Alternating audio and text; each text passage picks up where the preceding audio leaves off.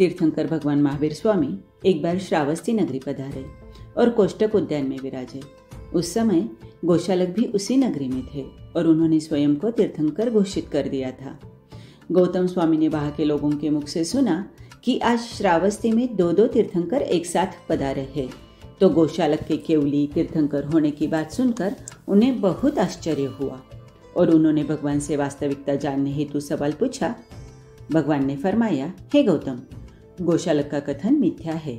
वह मंखली जाति के मंख पिता और भद्रा माता का पुत्र है।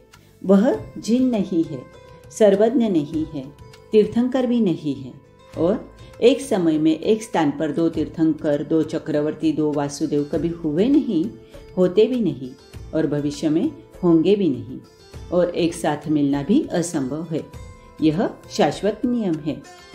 वहां पर उपस्थित लोगों ने भी यह बात सुनी और नगरी में आकर उसका प्रचार किया। यह चर्चा गोशालक ने भी सुनी तो वह क्रोधाभिभूत होकर अनर्गल प्रलाप करने लगा।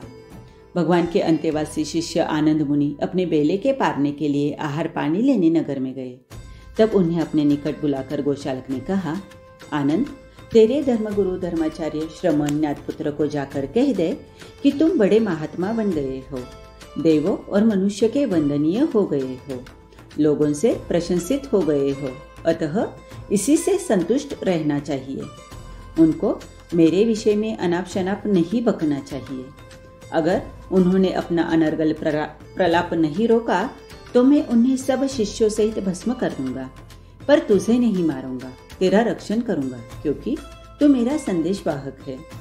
गोशालक की बात सुनकर आनंद मुनि बहुत भयभीत हुए और प्रभु के पास आकर सारी बात कह दी। गौतम स्वामी ने भगवान से पूछा, प्रभु, क्या गोशालक में इतनी शक्ति है? भगवान ने कहा, हाँ, और उसकी शक्ति अरिहंत के सिवा अन्य सभी को हानि पहुंचा सकती है।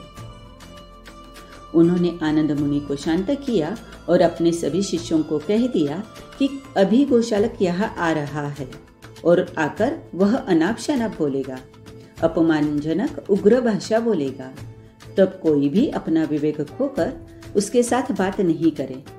भगवान सबको निर्देश दे ही रहे थे कि क्रोध में भड़का गोशालक आ पहुंचा और तुच्छ भाषा में अपमानजनक शब्दों में प्रभु की अवहेलना करने लगा। प्रभु शांत रहे। सर्वानुभूति अंगार गोशालक के द्वारा अपने धर्माचार्य का अपमान सहन नहीं कर सके और उसे गुरु की महिमा समझाने लगे। उनके वचनों ने अग्नि में घी का काम किया और वे गोशालक की तेजोलेशा के शिकार बने। क्षण मात्र में ही भस्म हो गए।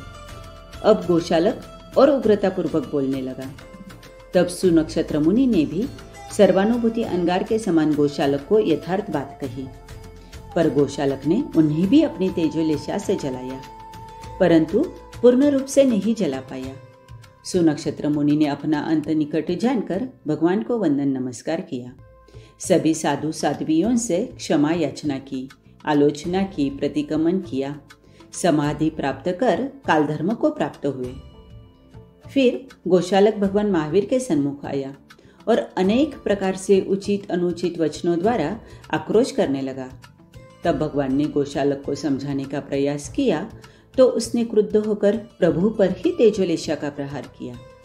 वह लेशा 3 बार प्रभु की प्रदक्षिणा करके आकाश में उछली और वापस नीचे आकर गोशालक के शरीर में प्रवेश कर गई। गोशालक अपनी तेजोलब्धि से स्वयं दग्ध हुआ। भगवान का कुछ बिगाड़ नहीं सका। श्रमणों के सवालों के जवाब न दे सकने से त्रस्त गोशालक और अधिक क्रुद्ध होकर बोला, तुम भले ही बच गए हो, परंतु मेरी तेजोलेशा से पित्तज्वर से ग्रसित दाह की पीड़ा से 6 महीने में ही छद्मस्त अवस्था में मृत्यु को पाओगे। प्रत्युत्तर में भगवान ने कहा, गोशालक, मैं तो अभी भी 16 वर्ष तक इस धरा पर विचरण करूंगा, लेकिन तुम स्वयं अपनी तेजोलेशा से पराजित होकर 7 दिन में पित्तज्वर की पीड़ा से ग्रस्त होकर छद्मस्त अवस्था में ही काल करोगे। तदनुसार गोशालक 7वीं रात्रि के अंतिम समय में सम्यक दृष्टि होकर आराधना पूर्वक शुभ भावों में मृत्यु को प्राप्त करके अच्युत देवलोक में गया। गोशालक द्वारा भस्म सर्वानुभूति मुनि काल करके 8वें देवलोक में उत्कृष्ट स्थिति वाले देव हुए। सुनक्षत्र अंगार पर तेजोलेशा का प्रभाव कुछ हल्का था, इसलिए उन्हें संभलने का समय मिल गया और वे अंतिम साधना करके 12वें देवलोक के उत्कृष्ट स्थिति वाले देव हुए। दोनों देवायु पूर्ण कर महाविदेह में मनुष्य बनकर सिद्ध, बुद्ध और मुक्त होंगे।